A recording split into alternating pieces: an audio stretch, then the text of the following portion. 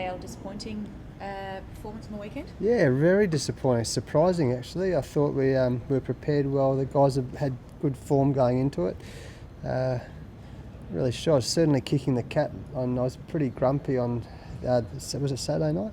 Yeah, I was pretty grumpy Saturday night, but had a bit of time to reflect on it. It was almost identical scenario last year with the Stars had to win by 30 odd runs and 15 overs, and they still pumped us last year, and we were able to turn that round. So we've had a good look at it. We've had a good look at the game, and we'll be really well prepared for Friday. Yeah, that's huge for us. You bring Joel Paris back in, you bring Jason Berendorf back in. All of a sudden, well, I thought Matt Dixon and Jai Richardson did a pretty good job.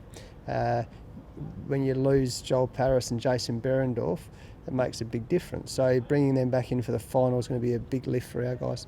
I just addressed the group this morning, and one of the highlights of my career so far as a coach has been Adam Voges told me at 35 was in the Australian team. When AJ Tye, who I made the prediction when he was 17 at Scarborough that I thought he'd play for Australia one day, and probably went off the radar for 8 or 9 years, and then to where we know he was 3 years ago as probably unfit young man there is, to be where he is now. I'm just so happy for him. You could not meet a nicer bloke. You could not meet a more consummate team man. Of what he's done for the last 3 years, I'm so happy for him, and he deserves it. I mean, he's been the standout bowler in 2020 in the death bowlers for the last few years. He really deserves it. So we're so proud of him now. Oh, it's a dream come true for me. I can't believe it. A couple of years ago, I never would have thought I'd be playing for Australia so quickly, or even at all. So, yeah, it's a dream come true.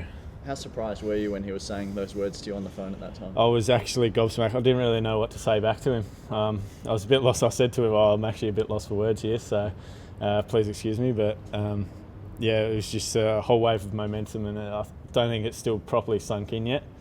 But as it gets closer, definitely still get quite excited by the fact. Every running session, without a doubt, there was vomit. I was comfortably about 40, 50 metres behind the pack every single run that we did. And I just kept pushing myself, trying to catch them, and eventually the lactic acid would make me throw up. But he said it to me openly. Every running session that we did, he didn't expect us to turn up, but I just kept coming back for punishment. I don't know why, but this shows why, I guess.